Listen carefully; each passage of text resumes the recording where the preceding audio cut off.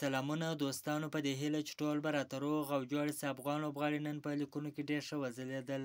صدیق الله تل د ساوت افریقا کرکټ لیګ کې د خپلې لوبډلې په ګټه ډېره زبردسته په زړه پورې توپونه ترسره کړل. نوموړي په 46 توپونو باندې چټکې 4 منډې جوړې کړلې چې په توپونو کې 4 څلوریزې او 6 شاملې وې. نن په ساوت افریقا کرکټ لیګ کې د راشد خان او د رحمان الله ګربز د لوبډلې سیالۍ ترسره شول چې نه راشد خان ولوبېدی نه رحمان الله ګربز ولوبېدی. راشد خان پر خپل ځای صدیق الله تل ته چانس ورکړی و چې ډېر ښه وځلېدی، خو رحمان الله ګربز ته په نن سیالۍ کې چانس نه و ورکول سوی. لوبه د راشد خان د لوبډلې وګټل. او د دوبۍ په نړیوال شلاوریز کرکټ لیګ کې هم نن 2 سیالۍ ترسره شولې چې لومړۍ لوبه د فضل حق فاروقي لوبډلې وکړله. فضل حق فاروقي هم د خپلې لوبډلې لپاره په زړه پورې توپ اچونه ترسره کړل چې په 3 اورونو کې 22 منډې ورکړلې او 1 ویکټ یې ترلاسه کړل.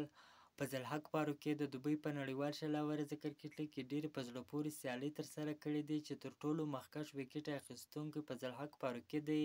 فضل حق فاروقي 20 ویکټې ترلاسه کړي دي. او په دویمه سیالۍ کې بیا ګلبدین نایب لوبډلې لوبه هم وګټل. ګلبدین نایب د خپلې لوبډلې لپاره ډېره په زړه پورې توپونه ترسره کړل.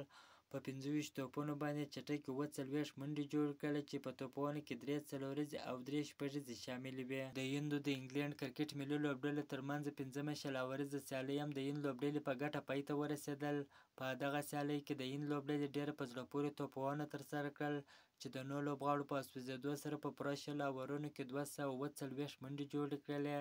د هند لپاره په توپونو کې ابھیشیک شرما ډېره په زړه پورې توپونه ترسره کړل چې 115 منډې جوړې کړلې. د لوبې غوره لوبغاړی هم اعلان شو.